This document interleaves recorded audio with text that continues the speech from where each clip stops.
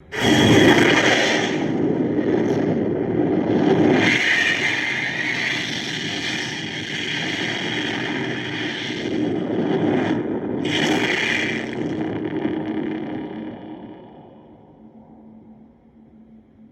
back here on the Warrior Sports Network, post-match coverage after Hendrix's 94-76 win over the Austin College Roos. I'm here with Coach Thad McCracken. Coach, 2 wins out of 2 on the weekend. You got to be feeling pretty good. Yeah, we'll certainly take it. You know, I told the guys in the locker room just now, I feel like we're moving in the right direction.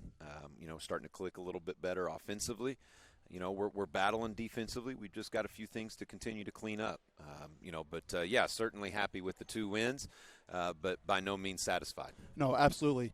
Absolutely, but someone who might be pretty satisfied coming out of this game, Seth Stanley, 36 points on the day. He pretty impressive, but by anyone who's been watching the Warriors for quite a bit, not much of a surprise. Yeah, you know, it was a really tough call. I wasn't sure if I was going to start him or not. You know, he just hadn't been playing well.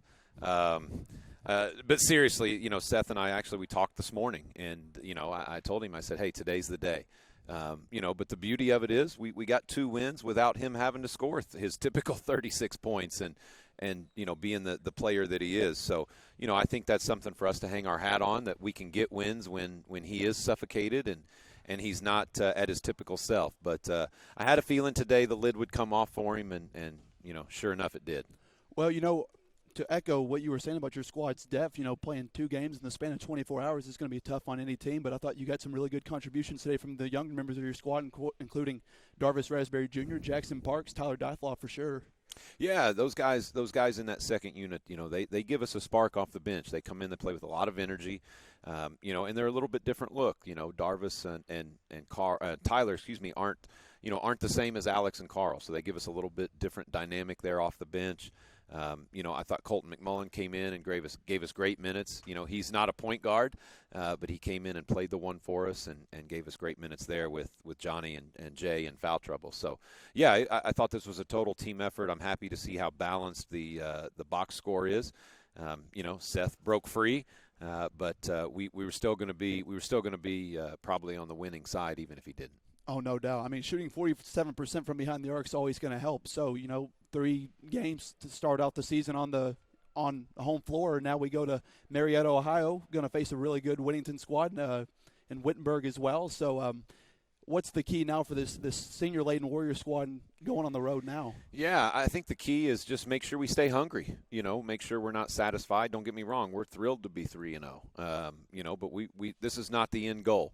You know, we've got to continue to do what we're doing well and clean up our inefficiencies right now. And I'm confident that we'll do that. You know, Seth, the rest of these seniors, you know, they want to win. They care about winning. And honestly, that's why I'm so proud of Seth is, you know, we were 2-0 and he hadn't had his 36-point performance yet. No one was more happy on the bench. No one's been more happy in the locker room than he has that we've won those games. And so it's big picture mentality for us. We're going to take it a day at a time. We're going to take it a game at a time. But by no means are we going to be satisfied with just winning a basketball game. As Coach Buck says, it's better to learn from a win than it is to learn in a loss. And so we're going to take this win, and we're going to learn from it. We're going to try and get better, clean some things up. Wittenberg's going to be a challenge for us next Friday night. I mean, they're going to be big. They're going to be physical. They're going to be well coached. They're going to be skilled.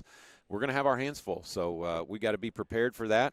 And, you know, it's a nice spotlight for the program, nice spotlight for these seniors. They've earned it. It's an invitational tournament. We were fortunate enough to get an invite along with the number 1 team in the country, number 3 team in the country, number 5 team in the country. So we're going to get to see what those guys look like up close and personal. And hopefully we can not only learn from our games, but learn from theirs as well. Last thing before you go, the jacket came off in the second half. Did I make it to halftime you made today? It to halftime. Okay, I believe good. You made it to halftime. Good. You know, I did the Ozarks game without taking it off at all, but it came off quick yesterday. I noticed that. Came off quick yesterday, but I'm glad I made it to halftime. And then, you know, I don't think it was out of frustration this time. I was getting a little hot in the pits.